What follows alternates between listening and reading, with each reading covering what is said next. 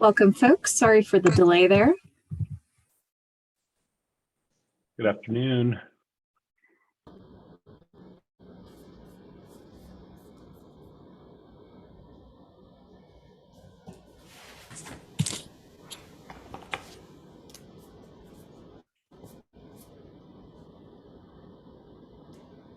Mandy, is everything in order in terms Yes, of? I think so.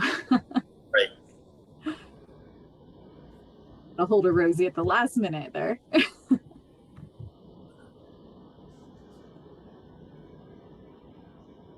Okay. Do we have, don't have our intrepid chair yet, do we? He is joining right now. Okay. And into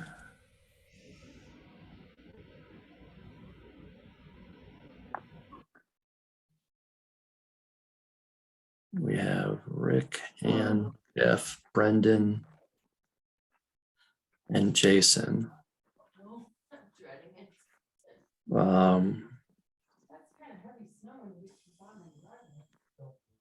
I believe we have a quorum.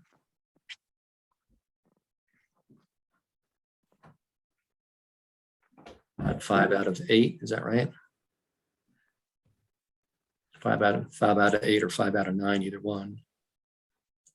And there's Michelle's iPhone. Hello, everyone. Yep. Good morning. Good afternoon.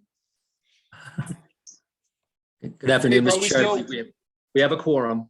We have a quorum. All right. Excellent. Excellent. All right. Well, time is now 1:32 p.m. and we'll get started with the MetroPlan TAC meeting for today for February 23rd, 2022. All right. So first order of business under preliminary general business. We did call order. Let's go with roll call. Mandia, if you can do the roll call, please. Welcome, everybody. Before I get started, just a reminder, if you're not already on mute, to please take a moment to do so. Additionally, this meeting is being recorded. All right, so we're going to start with Jason James. Present. Ann Dunno. Present. Rick Barrett. Here. Brendan Foley. Christopher Tressler. Jeff Bauman. I'm here. Ed Stillings. Oh, I see Brendan. There he is. He just popped up in the chat. Thank you. Michelle McNutley. Here. Right. Thank you, committee members. Moving on to staff. Jeff Miles Melbeck is not in attendance today. David Wessel. I am here. Thank you. Rosie Ware is not in attendance today, and myself, Mandia Gonzalez. And I do see we have some guests with us. I see a Michelle James. And yes. Myrna, is that Myrna Bondock?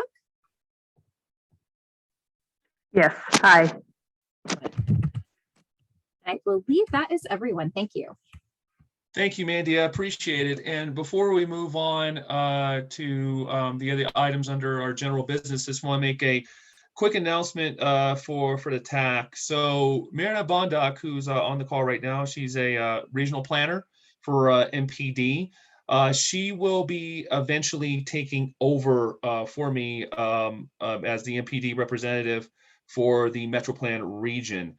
So she will be attending the TAC meetings and being more involved with the MetroPlan planning activities. It'll still be a few months. I will still remain on as the chair until the conclusion of the Milton and US 180 master plans. I know we're still taking a very long time finalizing it, but we will get it finalized one day.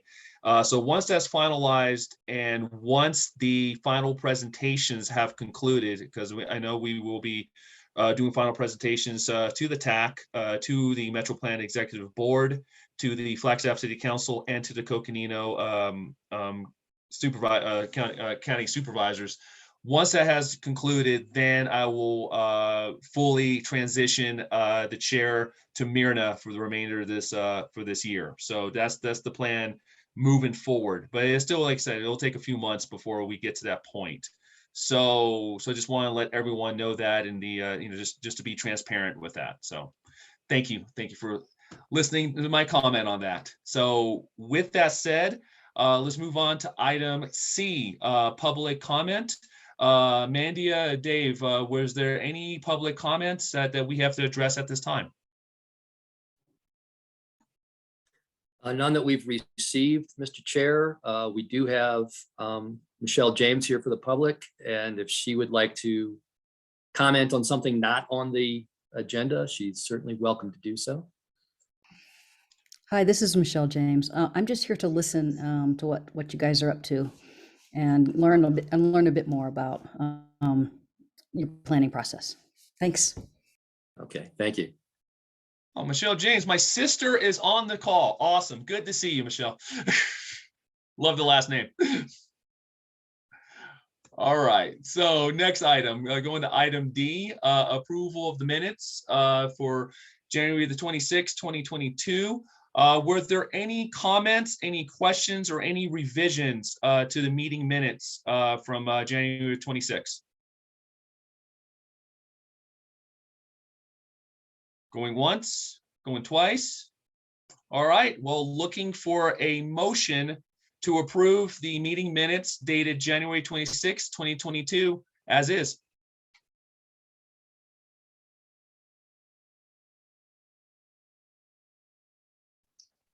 This is Michelle. I move to approve. Thank you, Michelle, and looking for a second. I'll do so, Mr. Chair. Rick Barrett. Thank you, Rick, appreciate it. We got a motion and a second. All in favor of approving the January 26, 2022 meeting minutes, please say aye. Aye. Aye. Aye. And all opposed. All right, motion carries. Thank you. Next item, the consent item. Dave, did we have anything on the consent item that we need to address for today's meeting? Nothing, Mr. Chair. All right, thank you. Appreciate that. All right. Moving on to general business, item A. I'll get this one going. Yes, Mr. Chair, this would be, and actually, Mandy, I'm going to ask you to put up the agenda. That's for general viewing. I believe this is the item for electing a new vice chair. Andrew Iacona was serving as vice chair. He has tendered his resignation from the TAC as his workload doesn't permit continued participation. And so we're looking for a replacement. Now, just kind of by way of background, typically we try to avoid having both chair and vice chair from the same organization. The county is basically operating on an as-needed basis as they're trying to staff up. We don't have somebody to replace Andrew at NAU as of yet. And the city, we've kind of been through the city staff and been through the Mountain Line staff. So, Mr. Chair, I'm going to turn this over to you, and what we're looking for is nominations or self-nominations to serve as vice chair. Thank you, Dave. I appreciate it. And I'll put in a couple more comments. So with this vice chair position, at least for this year, don't feel, if you do decide to go for it, don't feel any pressure with it, because like I said before, I'll still be on as chair for at least the next few months. Myrna will be taking over for the remainder of the year. And we don't plan on missing any meetings. So we will be here the remaining of the time. So as vice chair, you get the luxury of just kind of sitting back and observing and hopefully preparing to be chair for next year. So I just wanted to really point that out. You're not going to be vice chair and we're just going to disappear and you're going to have to just run the meetings right off the bat. So I just want to point that out. So with that said, before I throw out nominations, I'm looking for any nominations from our TAC for vice chair. Anyone interested?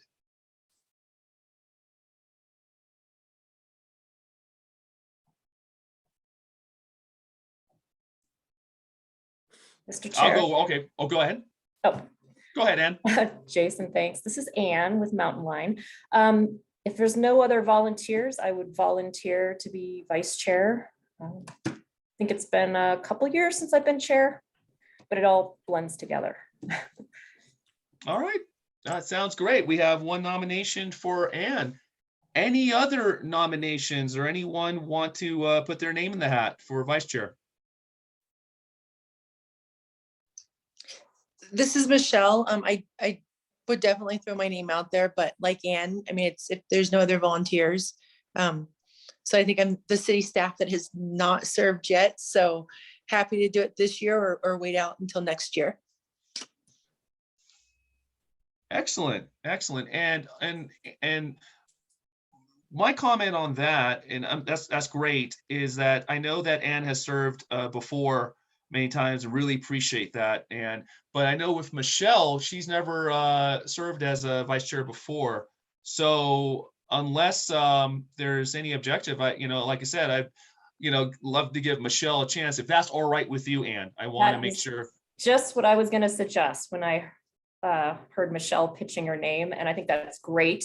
Welcome, Michelle. So yeah, I rescind my volunteer offer. Thanks. Awesome. Thank you, Ann, and thank you, Michelle. And before we move on to making this official, any other nominations for vice chair? I just want to make sure we're hearing everyone's voice before we move on to the next step.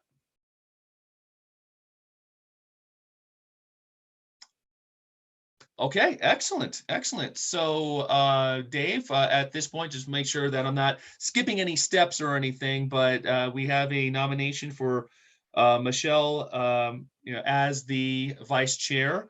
Do I just look for a motion on that, or is there any additional steps per our bylaws that I need to address? Oh, you're on mute, Dave. Yes, I am on mute. A motion to nominate Michelle and a vote would be appropriate. Thank you. All right, thank you, sir. All right, looking for a motion to nominate Michelle as the vice chair. Mr. Chair, this is Rick Barrett. I move to nominate Michelle McNulty as vice chair of the MPO TAC. Thank you. MetroPlan TAC, excuse me. Let me get my motion correct. No problem. And I will second that to nominate Michelle McNulty as the vice chair of the MetroPlan TAC.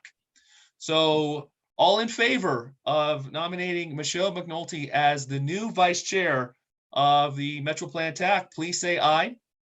Aye. Aye. All opposed. Motion carries. Michelle, congrats and welcome. So really appreciate you being on board with this. And again, any questions, anything comes up, MetroPlan staff will help out, and I'm more than willing to help out any time too. So just feel free to contact us with any questions. All right. Thanks. No problem. So next item B, Strive Forward, the Regional Transportation Plan update. Dave, the floor is yours. Thank you, Mr. Chair. Today, we're looking for a motion action to adopt the 2045 onward population and employment scenario projections. I have a presentation on that.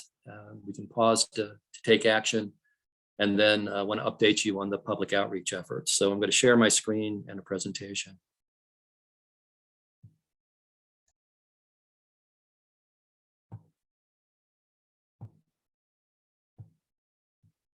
Is everybody able to see my screen at this time? Yes. Excellent, thank you. So for Stride Forward, we're projecting out to 2045, and we'll be taking these projections and turning them into scenarios. Our first scenario will be the onward scenario. What we've done is used the Arizona Commerce Authority through the State Demographer's Office projections, their median projection, and then the city has made an estimate of our high projection. We've taken an average of those. And then looking at the county, working with their staff, we came out with build out figures for various sub areas and used ACA modified growth rates and applied those to the various areas to come up with a county estimate, and then totaled those. So you can see here, the total for the region for 2045 is almost 120,000. I used the same methodology to look at 2040, and you can see it was 116,000. So about 3,500 total projected growth above what we were projecting for our last plan. Although it is noteworthy to see what the projection we're using for 2040 before, very similar in terms of overall growth, but we see a slight shift from the city, from the county to the city in terms of where we think that growth is going to occur. And that's really based on both kind of increased growth rates we're seeing for the city, as well as decreased populations in the county for some of their build out numbers. To that end, here's a spreadsheet illustrating the work that we did with the county. You can see the sub areas listed on the left and various estimates over time, 2010, 2020, for example. And the 2010 numbers came from the Census Transportation Planning Products or Planning Package numbers. So they're fairly solid in terms of an estimate. And they were assembled through traffic analysis zones that were developed for the CTPP, the MPO working in cooperation with the state to develop those. And so working with the county, evaluating lots that were available, looking at historic persons per household and vacancy rates, we developed what we believe is a fairly reasonable build out population. And then looking at growth rates for the different areas, we grew that out. You see 2 columns, 0.5 and 1.0%, as kind of universally applied. And you can see that areas like Kachina Village, Mountain Air, areas along Lake Mary are looking to reach build out. And Doney Park, if it were to grow at 1%, would reach build out by 2045 as well. In talking with the county, looking at the demographers' growth rates, we felt the 0.5% was a reasonable growth rate to apply everywhere but Belmont, which is seeing growth much more similar, and because of the small base, perhaps even more aggressive than the cities. And so applying these growth rates, we arrive at the 2045 population of 24,976 for the county. When it comes to employment, we took that overall population and applied a population to employment ratio. This number was developed based on historic data and trends that we're seeing. And I reviewed these numbers, as the population numbers too, with city planning staff and economic development staff, as well as county planning and economic development staff, and got some consensus on these. So a total employment of almost 65,000. And then we distributed that by sector based on, again, some historic data from the American Community Survey, and then looking at a projection forward, reviewed this again with that city and county staff, and saw a slight decrease in construction, slight increase in manufacturing, pretty important decrease in retail, and then increases in education, health, arts, and hospitality, and then a slight decrease in public administration.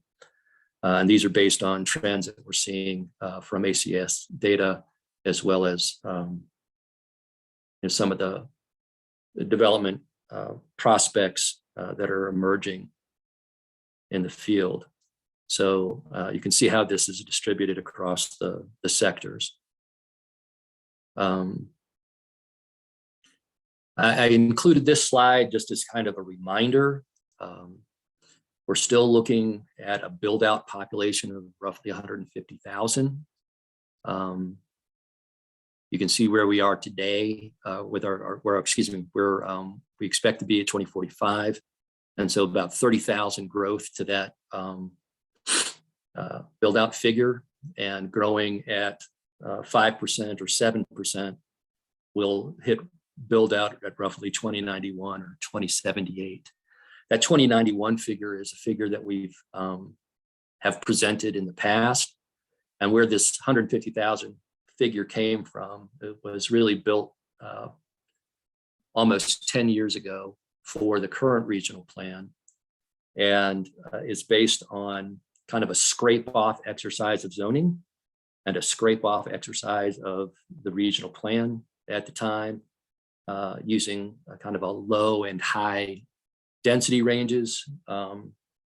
Similarly, with water capacity, looking at different conservation rates, and I think the Red Gap Branch project, so came up with the low and a high there, and then some projections using kind of a low and high growth rate.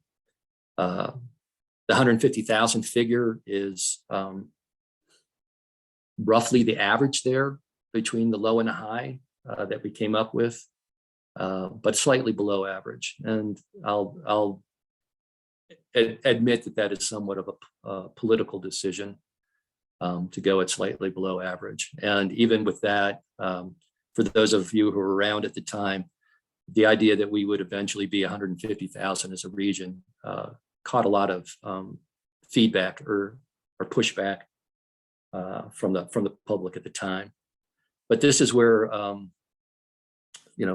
some of this is based as we look at the capacity of the different areas of town and where we think growth can go. So what we're looking for today is a motion to approve those figures for 2045 for both population and employment projection control totals. And then the next steps after, if the TAC approves those, we'll convert them to dwelling units and land uses and distribute them geographically. So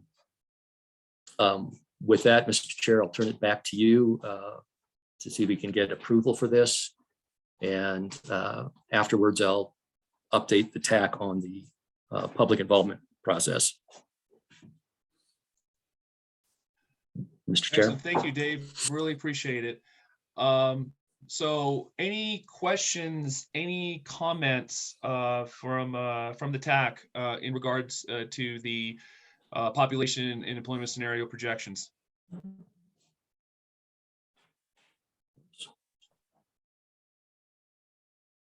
I'll just put in one. Oh, go ahead, Ann. I'll let you go first. Go ahead. I see your hands up. Okay, thanks, Jason. Great presentation, Dave. Thanks. One question is, in terms of the assumptions for growth, how does the forecasting look at, like, for example, what if there's a really large employer that, other than the hospital, that comes to our region in the next years, that could totally, I mean, how does this projection accommodate for those potentials? If that's one question. The other is, how does this estimate on population growth take into account the trends with people moving to small, middle-sized cities because their employment is not based in the city or in the area that they're teleworking? How does that play into these projections? Some some good questions. And, we have historically used those projections from the state demographer's office. As far as large employers, we're talking about a 23-year outlook, and you're going to have times of significant growth and times of slower growth. So this is kind of the law of averages in terms of smoothing those out. I think if we see something significantly different that brings in a large number of employees and residents, at that time, we may want to revisit this. The other thing I'll say is we do this update every 5 years, certainly every 10, in conjunction with the regional plan. So we'll have the opportunity to kind of correct along the way. Does that answer your question? Yes, thank you. Okay. All right. Thank you, Ann. Jeff, go ahead. Thank you, Mr. Chair. I may have missed this. This is probably a simple question. I saw a slide or two ago, just the average growth rate, Dave, and I think it was for the region.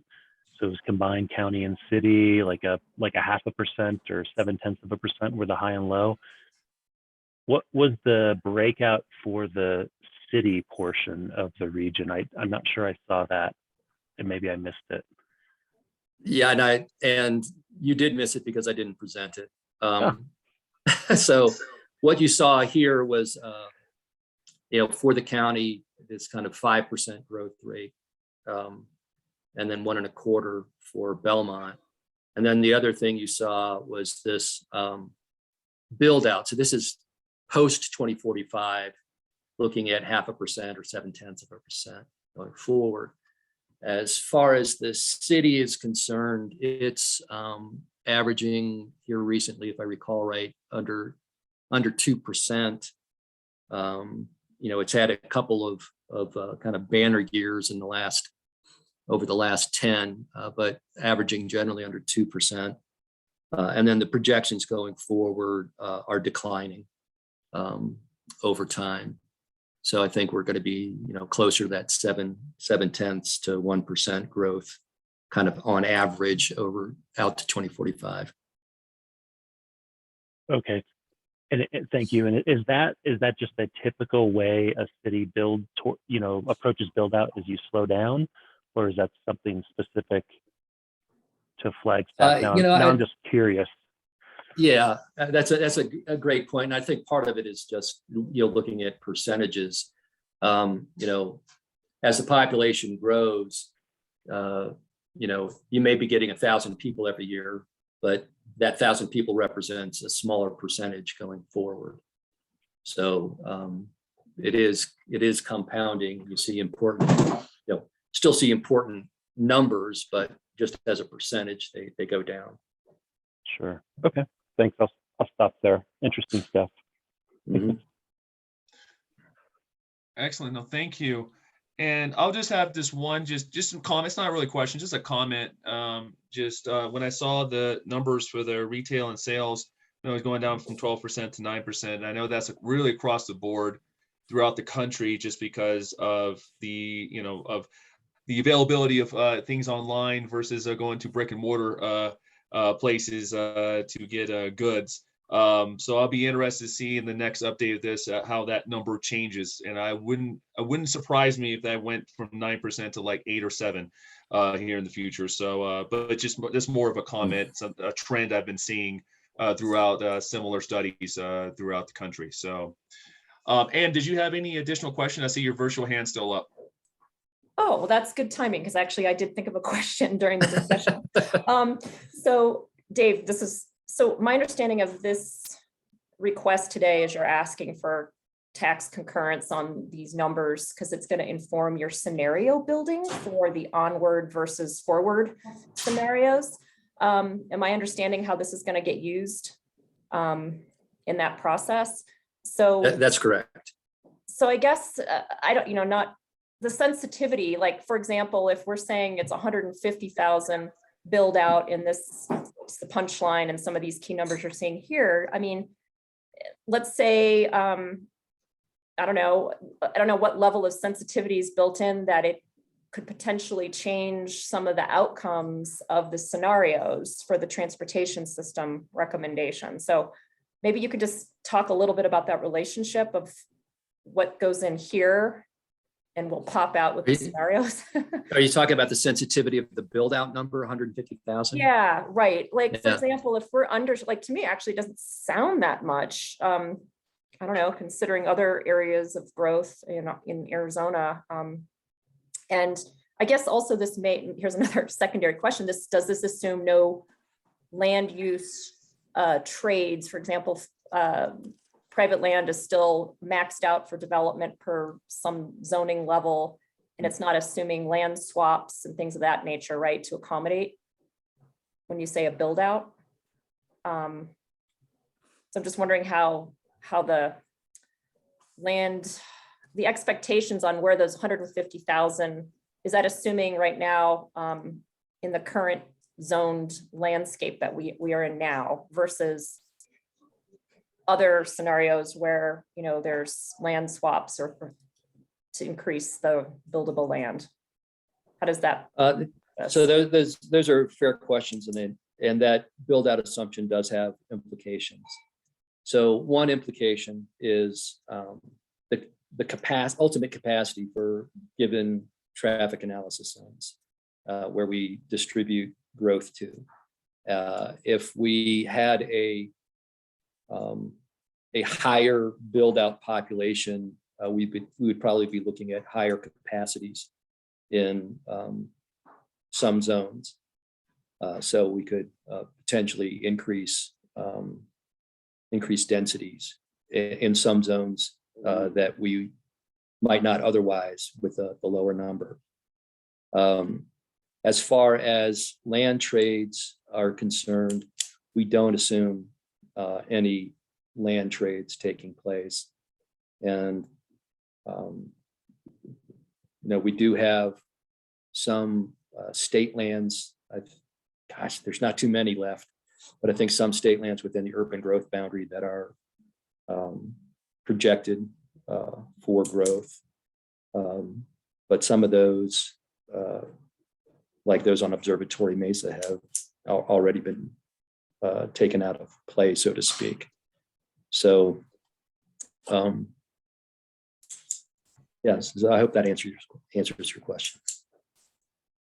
Yeah, thanks. Let me, you asked earlier, let me just, excuse me, Mr. Chair.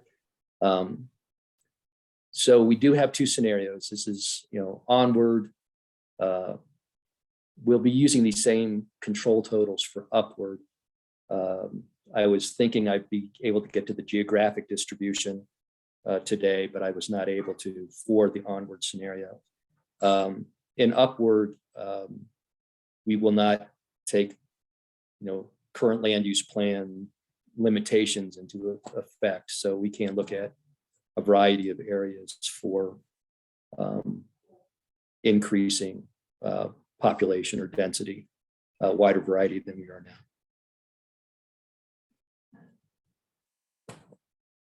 Excellent. Thank you, Dave. Michelle, your hand's up. Go ahead. I echo Ann. This was a great presentation. Thank you. I know you've been coordinating a lot with Sarah Dector. You may be aware that one of the budget requests that we're putting in for is to do scenario planning for the regional plan. So I guess I just want to make sure that if we do move forward with these numbers, that we make sure that there's similar numbers that we're using or the same numbers for the regional plan. Have you already talked to Sarah about that? Yes, thank you, Michelle. We have been talking about that, and our hope at the beginning of the process that we would be pretty much in lockstep developing scenarios, and that the scenarios we develop would be simply part of several that get developed for the regional plan. Unfortunately, we fell out of sync. The regional plan has been somewhat delayed. And so we're staying in close communication in terms of methodologies and outcomes. I anticipate that as the regional plan gets going and their scenarios come into play, we'll be revisiting much of what we learned in the RTP and perhaps even rerunning some analyses, especially if some of the base scenario assumptions have changed, including these control totals. But I'm hopeful and relatively confident that these control totals will hold for the scenarios going forward. Great, thank you. Excellent. Any other questions or comments from the TAC? All right, hearing none, then I'm looking for a motion to adopt the 2045 onward population and employment scenario projections.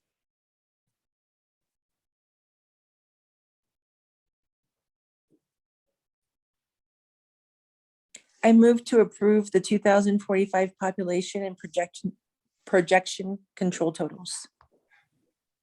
Thank you. We got a motion. Looking for a second. This I'll is second. Jeff. Oh, Okay. go ahead, Ann. Oh, that's all right, Jeff, you're on. This is Jeff. I'd second. All right, thank you, Jeff. All right, we got a motion. We got a second. All in favor of adopting the 2045 onward population and employment scenario projections, please say aye. Aye. Aye. All opposed? Motion carries. Okay, thank you, Mr. Chair. I'd like to just run quickly through some of the things that we're doing in our public outreach and some preliminary results. Absolutely. So, as you recall, we had the random sample survey with I think it was 629 responses, maybe more. I may misremember that, but it's well over 600. Our online survey closes this Friday. We have 505 responses now. So hopefully we'll get closer to 600 by the weekend. I've presented to 11 organizations with about 120 people in attendance. We've got 6 to 7 more scheduled, and we'll put out an email with some kind of a survey for stakeholders to consolidate or finish up round 1. We're out on social media. Our followership, if that's a word, is not too impressive, but if you look at the amount of exposure we're getting, 34 followers on Facebook, 24,000 views of our posts and ads. So we're getting a fair amount of exposure. Our website, you can see the visits there, 240 total visits, and then we've had a couple of media releases since then. So I think things are going well. Our objective is to have a robust outreach effort, and I think we're achieving that thus far. This is some results from the online survey that I thought were interesting. Here in question 1, we asked, primary means of travel, seeing a little over representation for walking and biking, I believe. When we ask a similar question to what's been asked in other surveys about how well needs are being met, it's tracking fairly closely to what we've seen in other surveys. We asked satisfaction with a variety of services, and this is, I just compiled quickly those that are combined over 20% for very dissatisfied or dissatisfied. So we're seeing frequency of transit service and proximity of transit service as being somewhat problematic. Similarly with the number of sidewalks and crosswalks, the number of bike lanes and trails. The relevance of these types of questions, obviously, as we put together our scenarios and our mix of transportation projects and programs, is how well are we addressing some of these concerns. In the random sample survey, we asked people, why they drove, and many of them said it was a necessity. So we asked, what are the reasons why you see it as a necessity? So transporting multiple people, you can see, that it was, frequent or very frequent, over 30%. Distance and time, packages and cargo, multiple stops, and lack of transit were all very important. Again, as we put together our scenarios and evaluate them, are we able to overcome some of these issues? And I'll say some may be perception as well. We asked a similar question about safety. I don't have those answers for you today, but in terms of what you perceived as safety. We did ask a question in the random sample survey about willingness to live in a community where houses are smaller and closer together. And a fair number higher in the city than the county said yes, they would. So we dug a little bit deeper into this, and it shows, the historical and very familiar opposition to density. And so this is, we're trying to gather, what are the challenges as we put together scenarios for the future? What are some of the things we're looking at? And whether it's 3 to 4 story or 5 to 6 story, these are not things people are largely supportive of. I will add there were questions about other questions about parks and landscape, and wide sidewalks and frequency to transit. Those were fairly strong reasons why people would move. So obviously we need to look at mitigating density. So these were just a smattering of some of the inputs that we receive on that online survey. Obviously, we need to reduce that data, do some crosstabs against some of the demographics, see if it matters, what differences there are between people using different modes. And we'll put that together and report back to you. For the stakeholder input to date, it's really just been an introduction to the process, although we did ask 2 questions. As you know, our vision is to create the finest transportation system in the country. And so we asked, where have you experienced, the best or the finest in your travels? And we also asked, what are the questions you would like us to answer through Stride Forward? We heard a lot about big transit systems, people being really impressed with rail in Europe, the BART system in San Francisco, trail systems in the Netherlands, Amsterdam. And all of them, a lot of them said they're just easy to use and they go everywhere. So this kind of an icebreaker question, but I think there are some things to gather from that. And then when we look at the questions to answer so far, there were questions about traffic and capacity. Are we going to be able to have sufficient capacity and manage traffic? Quite a few questions about how we're going to reach out to the underrepresented or people of different races. And then the other questions about growth and safety and vehicle miles of travel. I think the kind of the takeaway from the input to date, including the random sample survey, and not to get too biblical on us, but the spirit is willing, but the flesh is weak. A lot of people said climate change is a big issue and we need to do something about it, over 70%. A lot of people are saying they're willing to change or switch, but there's a lot of opposition to some of the land use changes that need to be addressed.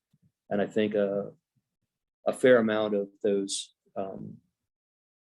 things like perceptions of necessity, perceptions of safety, some are real, some are perceived, that will also need to be addressed. So I think we're learning a lot through the process and looking forward to digging deeper as we go on. And I guess I'll close with saying we are working on how to reach out to these underrepresented communities, either through churches or different service organizations, community centers in the area with maybe some hard copy surveys. So, Mr. Chair, I'll turn it back to you. Excellent. Thank you for that update, Dave. Really appreciate that. Any questions, any comments from the TAC in regards to the stakeholder input that Dave presented? Go ahead, Ann. Thanks, Jason.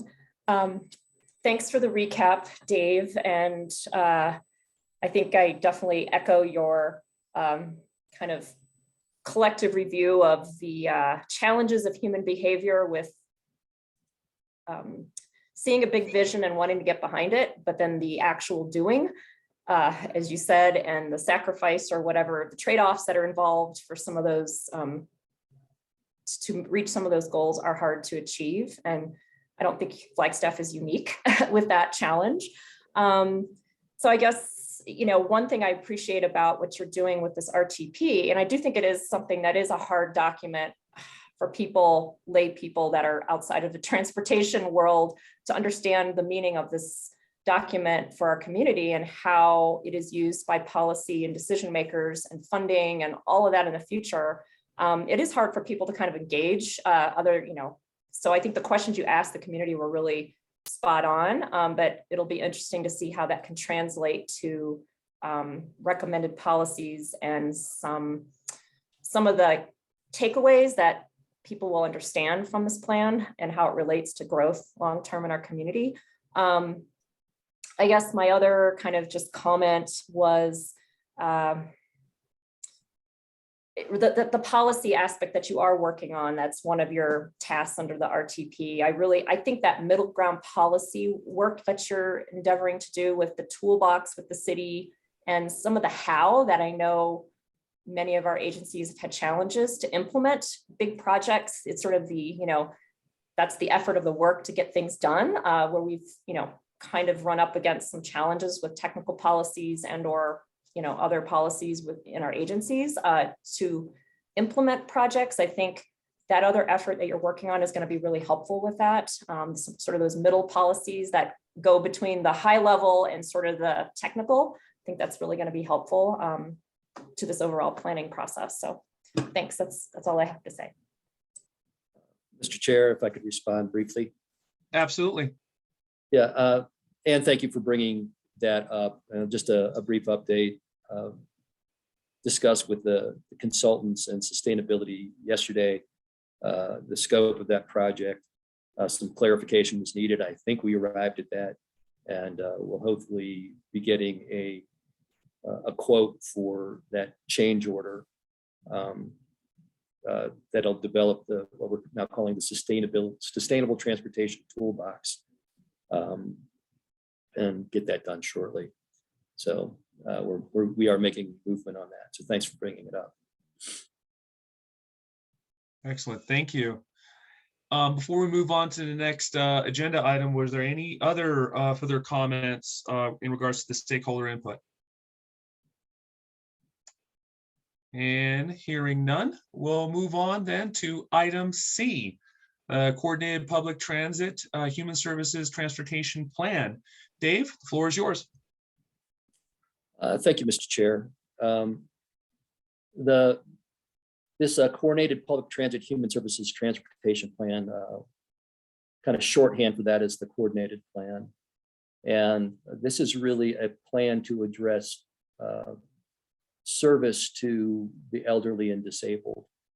There is a program, a federal program, Section 5310, that provides funding for this.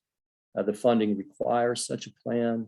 And in that plan needs to be strategies and goals, as well as an inventory of vehicles that are out there. The program supports largely capital projects, but also some service-related projects. The plan gets a major update every 4 years. We're still doing minor updates.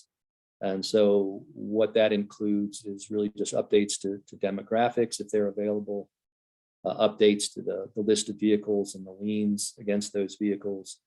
And then the projects, prospective projects that would be applied for. And in order to apply for these grants, you really need to be involved, have your project identified in the plan, and really need to be involved in the Coordinated Mobility Council, which is a group of service providers. So groups like Hajoni, the Guidance Center, Flagstaff Shelter Services, other similar organizations participate on this Coordinated Mobility Council, those organizations that provide services to the elderly and disabled. I should mention NAU. I can't remember the name of their organization anymore, but they have a volunteer center that provides pick up and drop off service for the elderly, for instance. So what we're looking for today is adoption of the update, and as I said, the updates were fairly minor. Really no additional projects added to the list. So they're essentially the same as last year in terms of it's a 2-year cycle. So they had year 1 and year 2. So we're in year 2, and so no updates to that list. And I'll close my presentation with saying that the Coordinated Mobility Council met on Friday and approved the update. So, Mr. Chair, I will turn it back to you. Excellent. Thank you, Dave. And thank you for that update. Any questions, any comments from the TAC in regards to the Coordinated Public Transit Human Services Transportation Plan? Going once, going twice. Okay. Well, looking for a motion to adopt the 2022 MetroPlan Mountain Line Coordinated Public Transit Human Services Transportation Plan update.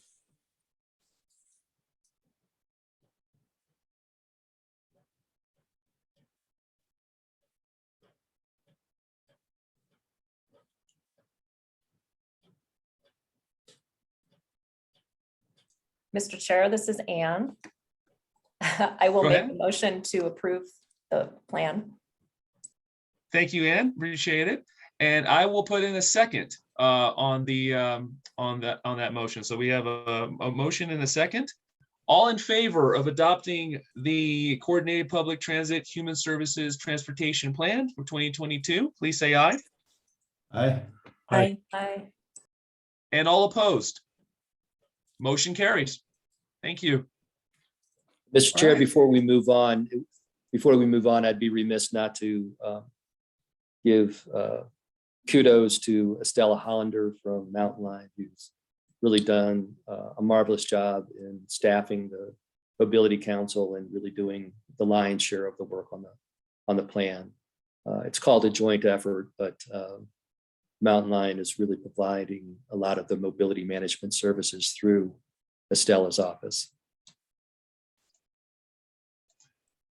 Awesome. Thank you. All right. That sounds good. All right. Moving on to item D, the raise grant opportunity. Mandia, the floor is yours. Well, and thank you, Mr. Chair and committee members.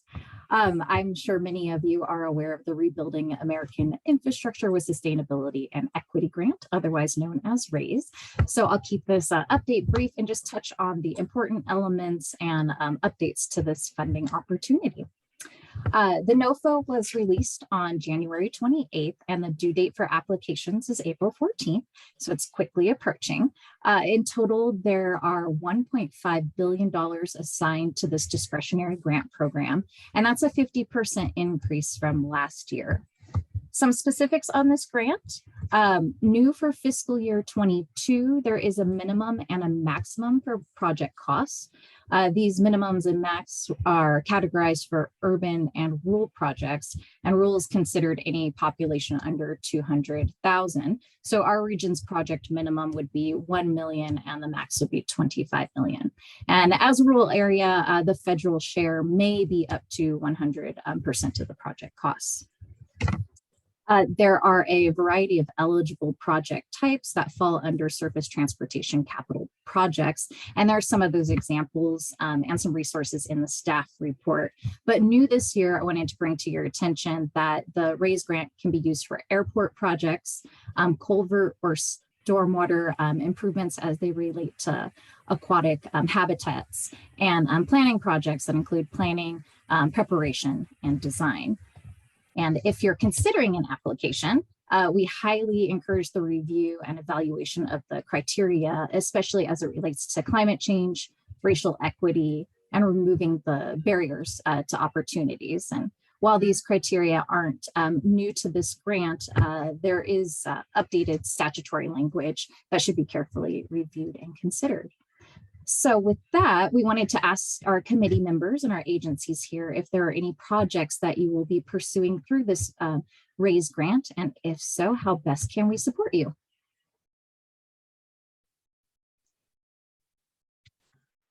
Excellent. Thank you, Mandia. That question's out for the TAC. Any interested projects to utilize this RAISE grant opportunity?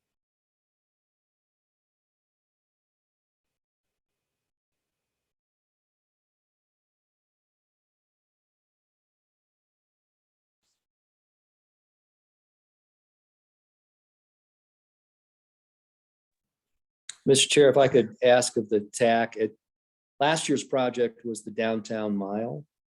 And I'm wondering, there was some conjecture that the city would pursue that again. And I'm just wondering if we could hear a little bit about if they're not going to pursue that, what's going on, in terms of, as we, speak to other board members and grant agencies.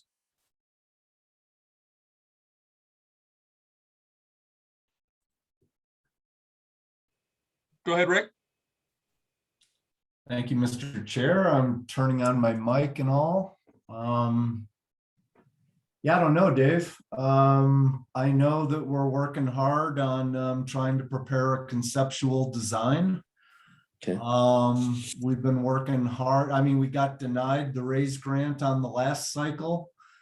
And we've got to make progress on moving forward with design right now. And I think we're concerned about, could we ask for it in arrears?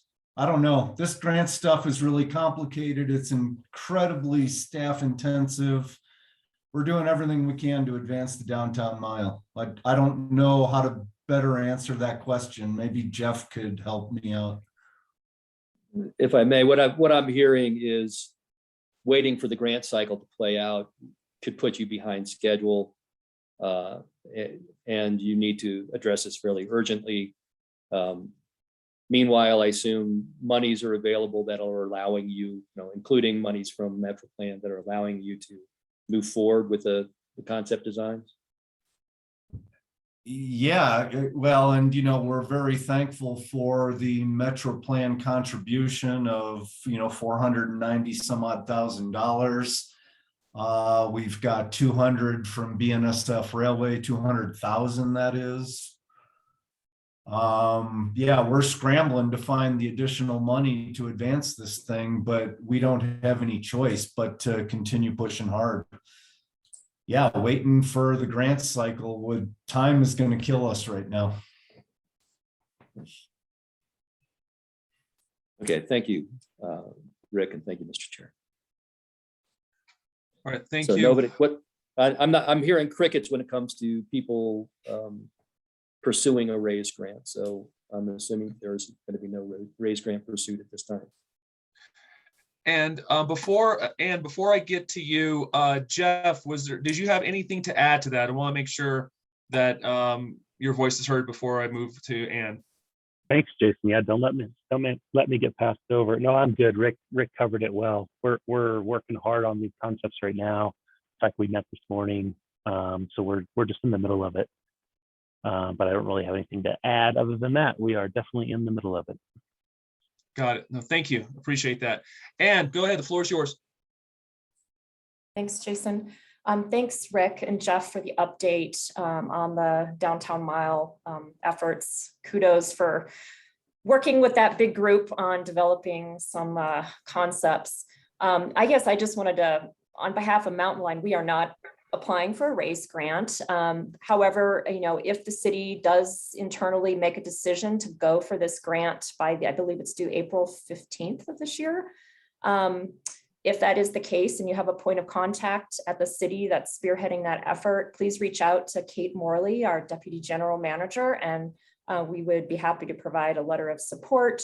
Also, she advised we may be able to support the city with some grant writing assistance or just, running point on tracking down some of the supporting documentation you might need. So please reach out to Mountain Line if you need to. Thanks. Thank you, Ann. Go ahead, Rick. Thank you, Mr. Chair. Just having a moment to think, I appreciate having some time sometimes. Again, I just pointed out that where we're at right now is putting together conceptual designs. Our original grant application that we did last year was to put together the designs we're working on now or want to work on here in the very near future. However, the big construction grant is the one that we're going to be needing some help on. So very much appreciate hearing that offer. And I know you guys are superstars when it comes to putting grant applications together. So is MetroPlan. So we appreciate that partnership and thank you. But I didn't want to leave it left unsaid that, we're still going to be needing grants to build this thing for construction. But we believe that our efforts to advance the conceptual design are first and foremost. And again, we got turned down before, so we just got to get after it. So hopefully that all makes sense. Thank you. Excellent. No, thank you, Rick. Appreciate that. And go ahead. Just a question for Rick about the process for the strategy on the future construction grant. Are you anticipating trying to get through NEPA, at least at this phase in the planning stages, so that you are essentially considered sort of that shovel ready aspect for it, to be really competitive for a construction grant? Or are you looking, otherwise, there is options to just continue final design and move towards that with some of, like a first step grant, not just for shovel ready grant. Just a question. Yeah, that's a great question. I think, we're putting together a request for statements of qualification. We anticipate that this design service is going to exceed, what we can do for a direct select or an on-call. So we are most certainly going to ask our consultant to help us answer that question you just asked. I don't know exactly right now if we're going to actually try to tackle the NEPA process, but we certainly want to get an evaluation of whether we think we're in a categorical exclusion or whether we're in an environmental, assessment, an EA, or whether we're full-blown EIS. I doubt we're full-blown EIS, and we would keep our fingers crossed for categorical exclusion. Thanks. Mr. Chair, if I may. Absolutely. Yeah, Rick, just encourage you to come talk with Mandy and I. We're proceeding with a planning and environmental linkage on Lone Tree. And that might be, it's a step before a full-blown NEPA, but along the way, a little more affordable than a NEPA, but could actually set you up pretty well, depending on the level you go to. So we'd be happy to talk with you more about that as you put that scope together. Thank you again. Very much appreciated, Dave. The partnership moving this forward is so much appreciated. Again, I'm hopeful that we're a categorical exclusion because primarily all the work we're talking about is in the BNSF corridor. yeah, or over Milton roadways. So that's going to be a big consideration, and hopefully, again, we end up in a categorical exclusion. But again, thanks for the offer, most appreciated.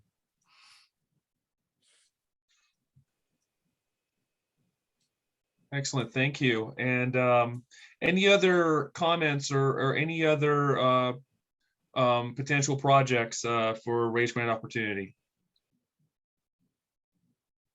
And Dave, out of curiosity, did you hear anything from Coconino County as far as any additional projects or anything for consideration for this raise grant opportunity?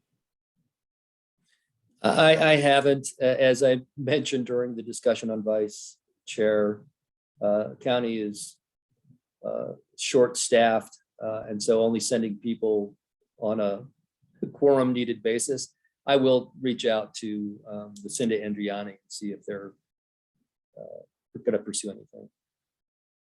Okay, no, thank you, appreciate that.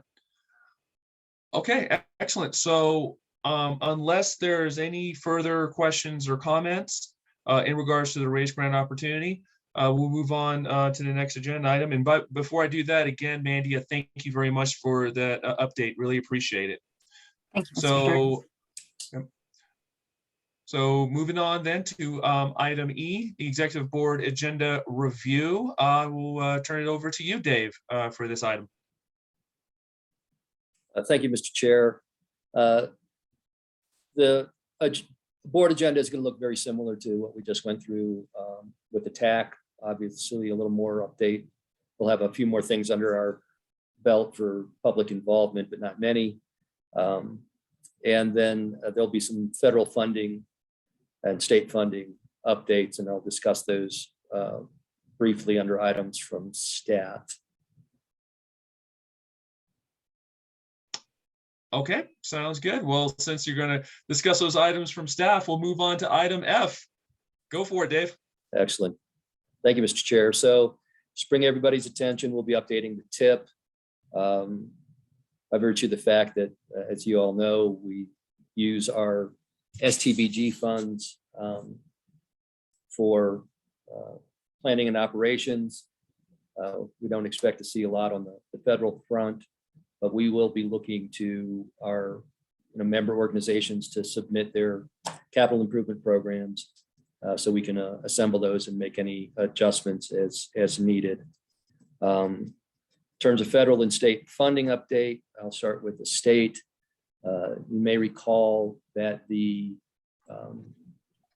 Rural Transportation Advocacy Council, which is comprised of MPOs and COGs from around the state in terms of the smaller ones, had put together a bill where there were a series of local projects looking for $50 million out of the state surplus to fund a variety of projects across the state. We had submitted, based on our share of that $50 million, $2.6 million to go to the Lone Tree Corridor. Unfortunately, at the appropriations, I believe in the Senate, they're only accepting proposals for projects on the state transportation system.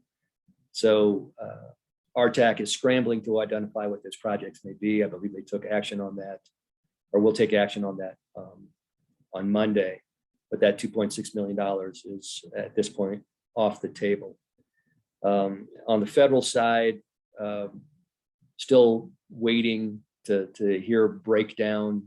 I think we're starting to see numbers clarify at the state level, but how that may trickle down to MetroPlan and others has yet to be determined. And I know, again, through our TAC,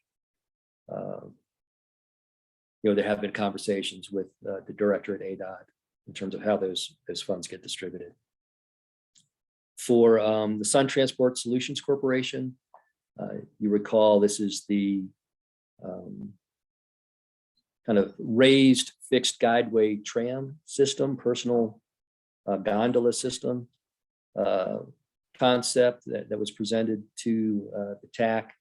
The steering committee that was formed has met a couple of times and has supported or or given direction on the outline of a study. That committee is now essentially suspended until such time as that study is complete. Excuse me. The Sun Transport team is looking to raise funds for that study and move it forward. So don't expect that we'll have updates on a very frequent basis for a while, at least several months. So those are the items from staff at this time. Be happy to answer any questions. Excellent. Thank you, Dave. And before I get to you, Rick, I see your virtual hand was still up. Did you have another question or comment, Rick? I actually forgot to lower it, Mr. Chair, but while I have the mic, I'm following Ann's lead here. I did receive a request from Councilmember McCarthy in regard to providing an estimate to our tramway. I forget the acronym, SCCS. Sorry, I apologize for that. I don't have it in front of me. But the request was for an estimate to what our right-of-way may cost. And what I'm doing now to address that request is I'm looking into what we've done with franchise utilities, as well as some telecom license agreements, including Suddenlink. We do not have a franchise agreement with the telephone companies, whether it's AT&T or Quest. They continue to claim pre-statehood rights. Anyhow, that's too much detail, but we're digging through those agreements because we tend to, in those franchise agreements and license agreements, we are in fact charging an annual percentage of profits earned by those companies, and that in fact is the fee to use our right-of-way. So just FYI, thanks. Thank you, Rick. Go ahead, Ann. Thanks, Jason. Question for Dave. You mentioned under the tip update that you're going to ask for the capital programs from agencies to go into that update. Do you know the timeline? What month you're looking for those? What's the deadline for those? Or have you thought about it yet? Oh, you're on mute. Oh, Dave, you're muted. Yep. Yes, I'm muted. We'll look for those in April. You can read my lips. I can't through that beard, so sorry. But April. Okay, thanks. Excellent. Thank you, Ann. Any further questions or comments from the TAC for the MetroPlan staff update? And hearing none. All right. Moving on to item G, future agenda items. Dave, floor is yours. Thank you, Mr. Chair. Yeah, so some of those I've covered already. We'll be bringing the tip back for consideration. We'll be continuing to update you on Stride Forward.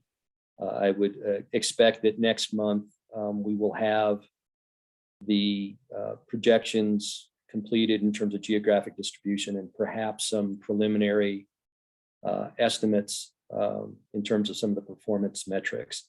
So that'll be key in keeping Stride Forward on task. There may be some updates from a variety of state studies, and I'll look to work with Jason and Michelle on that. There's a freight study going on. There's a rest area study going on. There are corridor profile studies going on. And who knows, maybe we'll see the Milton study come back, but that may just kind of getting a good overview of what's going on at the state could be very, very valuable. So those are some of the things that we're anticipating in upcoming agendas, Mr. Chair. Excellent. Thank you. Thank you very much. All right. Moving on to closing business now, items from the committee. And actually on this one, I'll just go around the table. If you have anything to update or comment on, or anything you want to talk about from your neck of the woods, feel free. I'll start with you. Anything, any items you like to talk about today or report to us today? I'll give you a quick update on our CDL project, campus bus project with NAU. This is an ADOT FTA through ADOT grant for phase 1 that's going into construction. We hope this spring for a CDL course and a road access on NAU South Campus. So we're happy to be moving that project forward. And then we're also endeavoring to get our two new EV buses that should show up in October, sometime October through December of this year. Then we're planning to purchase the EV equipment and install that at the CASPAR headquarters. And then most of you are aware, we're continuing to work on the Downtown Connection Center. And right now we're still finalizing the negotiations with the final design teams and our CMAR. We should be able to make the announcement of who's being awarded the CMAR here within the next week and get that team on board. And then with that, we should be able to get started on final design. So looking forward to that. Thanks. Excellent. Thank you, Ann. Really appreciate it. Brendan, anything to report out on from your neck of the woods? Not much. I guess the only thing I'd share for those of you that may not know already is our project on Milton Avenue was awarded at the board meeting this past Friday. So we're going to look to get started with construction on that fairly soon, probably toward the end of March or early April. So just be on the lookout for that. Excellent. Thank you, Brendan. Really appreciate it. Jeff, anything else to report out today? I don't know that I have anything special to report out on, but I wanted to say thanks for the meeting today. And I always appreciate the RTP updates and like the kind of level of detail that we were able to look at today. So I just encourage Dave, if you could keep doing that, that helps us stay involved and up to speed on this project. So thank you. That's all I got. Awesome. Thank you. Appreciate it. Michelle McNulty, anything to report out today? I'd just like to let everybody know that we really are starting to kick off the regional plan update in earnest. I know that Sarah Dector and her team is starting to go on their road show of getting in front of different boards and commission and special interest groups, giving them a kind of a brief snapshot of where they're at and kind of the next steps. So Dave, I don't know if she's reached out to you yet to meet in front of this group, but it'd probably be good to get one of those presentations on one of our next agendas. And that's all I have. Excellent. Thank you, Michelle. Appreciate that. Myrna, anything to report out today for the good of the order? Hi, so thank you very much. I do not have anything to add, but I'm happy to be here and I look forward to working with the group. Thank you. Excellent. Thank you, Myrna. Rick, anything to add or anything to report out on today? Nothing from me, Mr. Chair. Thank you. Fantastic. Thank you. And before I give my quick update, Michelle James, since you're the only one from the public, I'll give you the floor. Just anything any other updates or anything you like to share with us today. No, I don't think so at this point. I probably have some questions I can talk to Dave about as I think through some of the things I didn't quite understand that you guys were talking about, but I don't have anything for right now. Thanks. No problem. Thank you. And thank you for attending the TAC meeting today. Really appreciate it. And just for myself, just to give everyone heads up, the long range transportation plan update for ADOT, it will be advertising here soon. I will be the project manager on that update. So as that update progresses, if Dave, Mandy, if you ever need me to report out on that or give an update, I'll be more than happy to. So, but we're looking to advertise that here next few weeks, hopefully. Get a consultant on board by the end of March and get going on that. So, so look forward to that. So I just want to just give that little update to everyone in the TAC today. All right. Anyone else have any other comments or anything additional before we adjourn?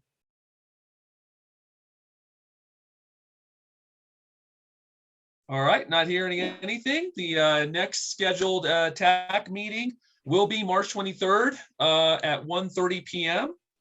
And with that said, we'll adjourn today's TAC meeting at 2:50 p.m. Thank you, everyone, for your participation, and have a wonderful day. Be careful out there in the snow. That's exactly what I'm about to do here in about an hour, is shovel out of my driveway. So, anyways, everyone take care and have a wonderful day. Have a good day, everybody. Thank you. Thank you, everyone. Yep, Thanks, all. everybody. Thank you.